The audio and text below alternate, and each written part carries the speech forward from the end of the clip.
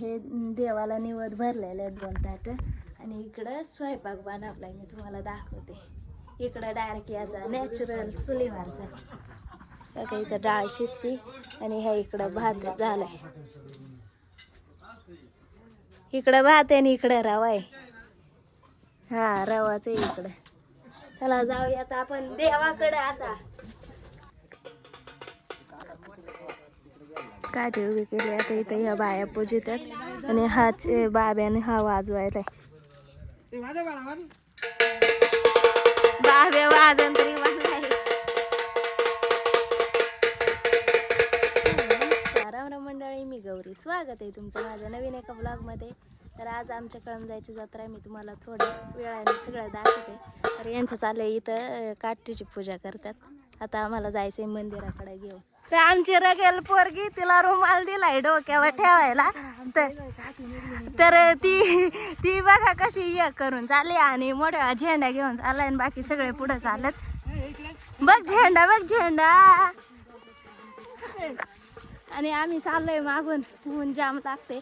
सगळे पुढे गेला. जास्त माणसं नाहीत कारण गाव वरच्या साईडला आहे तिकडं, त्या डोंगराच्या तिकडं.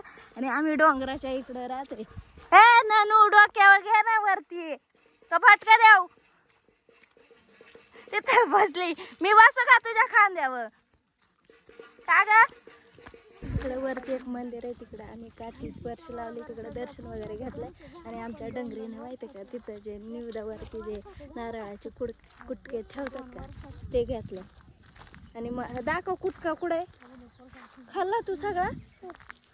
खाती आहे बघा इकडं. खाती मला दाखवू खाती कशी दाखवती. हा खाती तू. आणि मग अशी मम्मी होती तर पाय चालायचं होतं आणि आता मग ती उचलून घे.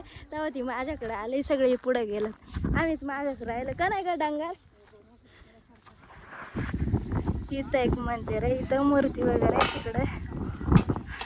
तिकडं विमूर्तीचं आहे. आता इथं बांधलं का तुम्ही म्हणत असाल मंदिर आहे का, तर मंदिरच आहे.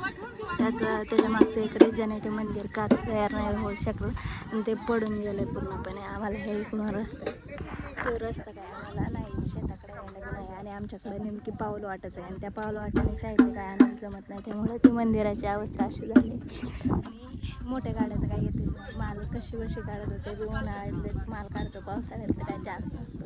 त्यामुळं त्याची अवस्था अशी. भविष्यात जर झाला रोड तर बांधू. आता कधी रोड होते ते निकालावरती डिपेंड आहे. कसं होते कसं नाही ते. तर चला करूया जत्रा एन्जॉय.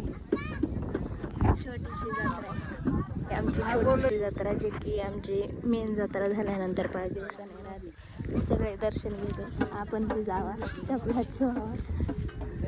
सगळे जेवायला बसल्यात माहिती का. नाणे सांगते कोणी पुढं बसायला पाहिजे होतं, काय झालंय काय नाही सगळं नाणे सांगते. सगळे जेवायला बसले. मी बारीकपणी जशी दिसत होते ती बसली. आणि या दोघांचं बघा काय चाललंय. सगळे बसलेले आणि मी उन्हाला तापायला हे झाले.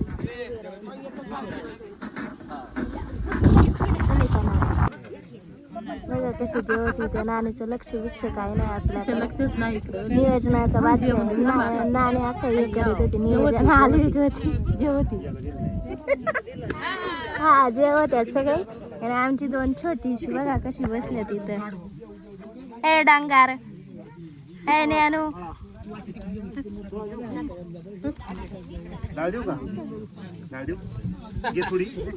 दादा विचारतात बघा कशी करते. मान हली होती अशी. ए डांगार. आमच्या मोठ्याला बघा किती गुळ दिलाय. नाणीला जरा जास्त द्यायला लागत होता. आणि मी तुम्हाला मी बारीकपणे कशी दिसत होते ते बरं का. आहे दे इकडं बघ ना. मी अशी दिसत होते यार का. अशीच गोलू मोलू होते. पाणी देऊ का गलाच देऊ. माझ्यासारखीच आहे ना. रगेलपणाची हद होतीये. मी म्हणले पाणी वतलं नाही ना. चार म्हणलं तर चारलं नाही. नानांनी म्हणला तर लगेच पाणी वतलं. बघून घेईन तुला मी. पाया पड दम लागला. काय दम कुठं लागत आहे का पाया पडून काही सांगते सगळे पाया पडतात बरं का. ते आजी चालली आणि ह्या दोघे जेवत आहेत सगळे जेवत आहेत. मी जेवण झालं आता मला जायचं गुरांकडे कारण आमचे गुरं वाट बघू राहिलेत माझी. तर आता मी आले गुरांकडं. तर तुमच्या म्हणजे इथं चरतात मस्तपैकी. मी आता ब्लॉग वगैरे एडिट करते. तर तुमच्या इकडं जत्रा अशी छोटीशी जत्रा भरते का मोठी जत्रा एक कमेंटमध्ये नक्की सांगा. भेटूयात पुढच्या ब्लॉगमध्ये. तोपर्यंत बाय, टेक केअर.